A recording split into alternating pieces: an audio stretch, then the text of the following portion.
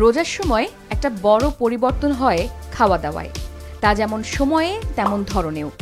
এই যেমন সারাদিন রোজা রাখার পর অনেকে ইফতারে একটু ভারী খাবার খান, অনেকে আবার হালকা খাবার দিয়ে ইফতার করে একটু পর রাতের খাবার খেতে পছন্দ করেন।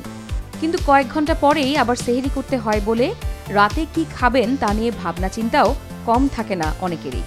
তারই সমাধান জেনে নিন তামান্না চৌধুরীর কাছ থেকে। আমি Tamanna Chowdhury, clinical dietitian and nutritionist. এই পুরো রোজায় আপনারা কিভাবে সুস্থ থাকবেন, কি খাবেন, কতটুকু খাবেন, এই সব বিষয়গুলো নিয়ে আমি আছি গুডি লাইফের সাথে। আপনারা সবাই গুডি লাইফকে সাবস্ক্রাইব করে থাকবেন আমাদের সাথে।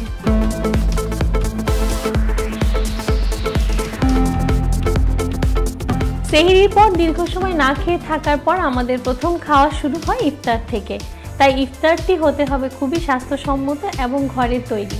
সাধারণত আমি সবসময় পরামর্শ দিয়ে থাকি যে আজান দেওয়ার সাথে সাথে নিরাপদ এবং বিশুদ্ধ একটু পানি আমরা খেতে পারি।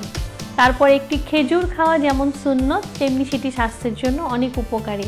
শরীরের চাহিদা বা পুষ্টির কথা ভাবলে অবশ্যই আমাদের উচিত ঘরে তৈরি সহজপাচ্য, নরম এবং খুব পুষ্টিকর খাবার আমাদের ইফতার মেনুতে রাখা।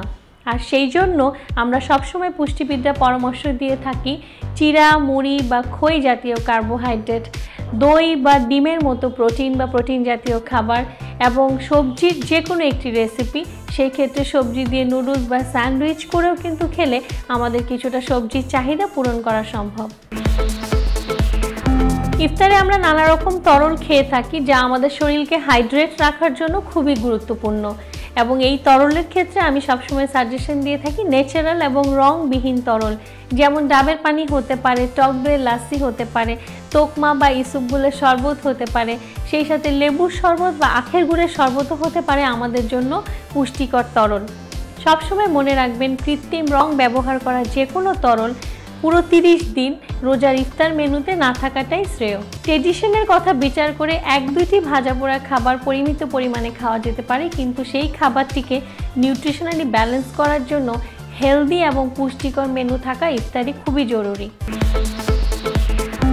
এই রোজার সময় ইফতারি খাওয়ার পর অনেকেই কিন্তু দেখা যাচ্ছে যে ঠিক টাইমে বা ঠিক পরিমাণ মতো রাতের খাবার খায় না। কোনোভাবেই অনেক বেশি রাতের খাবার না খাওয়াই ভালো, আবার একেবারেই কম না খাওয়াই ভালো। ডিনারের ক্ষেত্রে আমি সবসময় পরামর্শ দিয়ে থাকি কার্বোহাইড্রেট এবং প্রোটিন মিক্স এরকম একটি খাবার যাতে ডিনারে থাকে, এবং সেটির জন্য খুব ভালো হচ্ছে আপনি যদি একটু ওটস দিয়ে দুধ খেতে পারেন, তাহলে কিন্তু আপনার ফাইবার এবং প্রোটিনের পাশাপাশি প্রয়োজনীয় কার্বোহাইড্রেট, ভিটামিনস ও মিনারেলস পেয়ে যাবেন। এছাড়াও অনেকেই আছেন যারা ডায়াবেটিক পেশেন্ট এবং যাদেরকে ইনসুলিন নিতে হয় বা ওষুধ খেতে হয়, তাদের জন্য সবচেয়ে উত্তম হচ্ছে এই ডিনারে রুটির সাথে সবজি, পারলে একটি ডিমের সাদা অংশ অথবা 1 টুকরা মাংস অথবা মাছ প্রোটিন হিসেবে খেতে পারেন। অর্থাৎ ডিনারটি হতে হবে এমন যেটা ইজিলি ডাইজেস্টেবল এবং যেটি থেকে আপনি পরিমিত পরিমাণে কার্বোহাইড্রেট, ফ্যাট, প্রোটিন, ভিটামিনস সব পাবেন।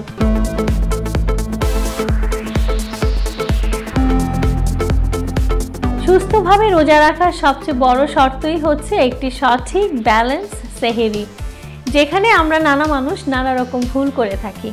অনেকেই দেখা যায় সেহরি না খেয়েই শুয়ে পড়তে, আবার অনেকেই দেখা যায় খুব তাড়াতাড়ি সেহরি খেয়ে রাতের ঘুমানোরটা মেকশিওর করতে, আবার অনেককে দেখা যায় একটু দুধ বা খেজুর বা একটু পানি খেয়ে হয়তো তারা রোজা রাখেন, বাট এটা অবশ্যই স্বাস্থ্যসম্মত নয়।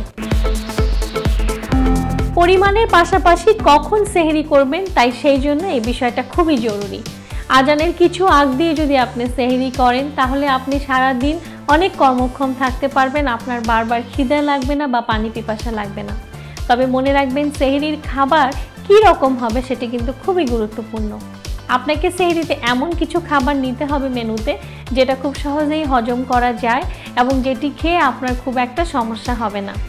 ভাত হতে পারে সেহরির জন্য সবচেয়ে ভালো মেনু, কেননা ভাত ইজিলি ডাইজেস্টেবল।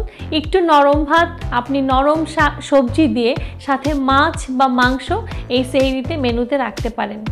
আমাদের প্রতিদিনের খাবার তালিকায় মাছ খাওয়া খুবই জরুরি, যেটা হয় অতিরিক্ত ইফতার বা রাতের খাবারে সাধারণত অনেকেরই মেনুতে মাছ ইনক্লুড করা হয় না। তাই আমি সবসময় আমার রোগীদেরকে বলি সেহরি হচ্ছে সবচেয়ে বেস্ট টাইম যখন আপনি নানা রকম মাছ দিয়ে পরিমিত পরিমাণে ভাত আর একটু সবজি খেতে পারেন। বিশেষ করে যারা ডায়াবেটিক পেশেন্ট, যারা ইনসুলিন নিচ্ছেন, ওষুধ খাচ্ছেন, তাদের জন্য সেহরি অনেক গুরুত্বপূর্ণ। তাদের সবচেয়ে এক উপায় হচ্ছে যে সেহরির আগে ব্লাড সুগারটি চেক করে নেওয়া এবং সেইভাবে তার সেহরির পরিমাণ নির্ধারণ করা। কেউ যদি তরকারি বা তেলের খাবার খেতে না পারেন, তাদের জন্য বেস্ট সেহরি হচ্ছে চিড়া, দই, সেই সাথে কলা অথবা দুধ, ভাতও আপনারা চাইলে খেতে পারেন। মনে রাখবেন সেহরির খাবারটি হতে হবে পুষ্টিকর এবং একটু লাইট, যেটাতে তেলের পরিমাণ থাকবে কম। চিনি বা মিষ্টি জাতীয় খাবার সেহরিতে না খাওয়াই ভালো। অভ্যাসগত কারণে কেউ যদি সেহরির সময় চা খেয়ে থাকেন, এই রোজায় সেই অভ্যাসটি পরিত্যাগ করুন। কেননা চা বা কফি আপনাকে সাময়িক সময়ের জন্য চাঙ্গা করলেও পরবর্তী দিনে কিন্তু আপনার পানি পিপাসা অনেক বাড়িয়ে দিবে এবং শরীরকে হাইড্রেট আর কর্মক্ষম রাখার জন্য সঠিক পরিমাণে খাবার সেহরিতে থাকতে হবে। এবং মনে রাখবেন ইফতার থেকে শুরু করে সেহরির আজানের আগ পর্যন্ত পানির পরিমাণটা আপনাদেরকে অবশ্যই 2 থেকে 2.5 লিটার রাখতে হবে। সুস্থ থাকতে হলে খাবার খেতে হবে, আর খাবার খেতে হলে পুষ্টির কথা ভাবতে হবে। তাই পুষ্টির নানা বিষয় নিয়ে থাকবো আমি আপনাদের সাথে। সাবস্ক্রাইব করবেন গুডি লাইফকে এবং আমাদের সঙ্গেই থাকবেন।